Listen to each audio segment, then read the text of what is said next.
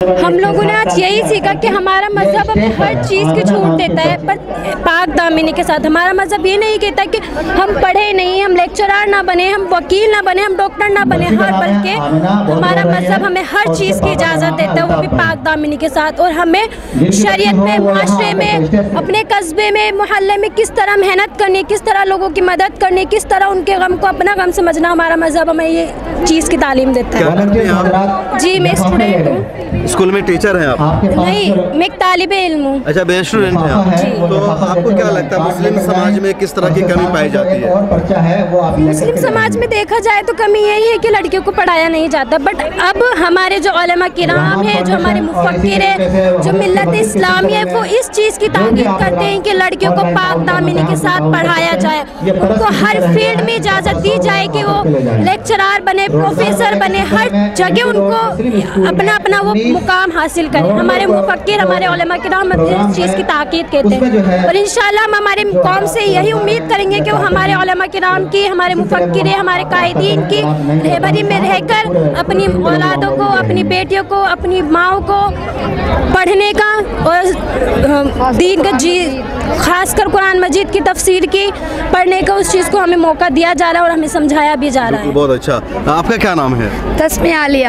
انہوں نے کہا کہ مسلم معاشرے میں مسلم بچیوں کو پڑھایا نہیں جاتا، آپ کو لگتا ہے صحیح ہے؟ جی بالکل، مسلم لڑکیوں کو پڑھایا بالکل نہیں جاتا، اور سب سے بڑا جو ہمارا بیسک کورس ہے قرآن مجید، اس کو تو بالکل نہیں پڑھایا جاتا، بلکہ ہمیں صرف لفظی چیز سکھائی جاتی ہے، اس کا معنی، اس کا مقصد ہمیں بالکل بتایا نہیں جاتا۔ اگر کاش ہم اس کا معنی سمجھیں تو کبھی بھی راہ راست سے ہم کبھی بھی ہٹ ہی نہیں سکتے۔ مولانا سجاد نعمانی صاحب کا بھی میسیج یہی ہے کہ ہم قرآن سے جڑیں، مسلمان امت قرآن سے جڑیں، ہماری بہن بیٹیاں قرآن سے جڑیں۔ اگر وہ قرآن سے جڑیں گی تو کبھی راستے سے ہٹ ہی نہیں سکتی۔ سب سے بڑی کمزوری ہماری یہی ہے۔ قرآن کی تعلیم کا کچھ انتظام ہے، تفسیر پڑھانے کا؟ جی بالکل، ہمارے قرآن کی تعلیم کا نظام ہے، تفسیر قرآن کا نظام ہے، بیسک کورس کا نظام چل رہا ہے۔ اچھا، آپ سب لوگ رہیے گا ادھر۔ آپ کا کیا نام ہے؟ میرا نام عائشہ۔ آپ کیا امید لے کر آئی تھی آج یہاں؟ یہی امید لے کر کے آئی تھی کہ جتنی بھی مسلم لڑکیاں یہاں جڑی ہیں، اللہ تعالیٰ ان کو توفیق دے کہ وہ رائے راست پر ہی رہیں، ایسے بھٹکنا ہندوؤں کے بہکانے سے، ایسے ادھر ادھر جائیں نا۔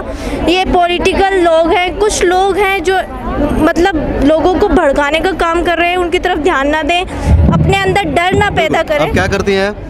میں فائنل کر چکی ہوں، کیونکہ ایسی کی تیاری کر رہی ہوں، IAS بننا ہے۔ حجاب کو لے کر کے بہت بڑا دیش میں ایک وواد چل رہا ہے، تنازع چل رہا ہے، مسلم بچیوں کو حجاب پہن کر جانے سے روکا جا رہا ہے۔ کیا آپ کے کالج میں بھی ایسا کچھ ہوا؟ ہاں، ایسا بہت بار بہت ہوا ہے، بہت ہمارے حجاب کو ٹارگیٹ کر رہے ہیں، ہماری مسجدوں کو، ہمارے علماءوں کو ٹارگیٹ کر رہے ہیں، تاکہ اسلام بالکل دنیا سے ایسے مٹانے کی سوچ رہے ہیں، لیکن اسلام ان کے مٹانے سے نہیں مٹے گا، بلکہ جتنا مٹانے کی کوشش کریں گے اسلام اتنا ہی ابھرے گا، کیونکہ اسلام کی فطرت میں اللہ تعالیٰ نے وہ دیے ہیں کہ جتنا دباؤ گے اتنا اونچا ہوئے گا۔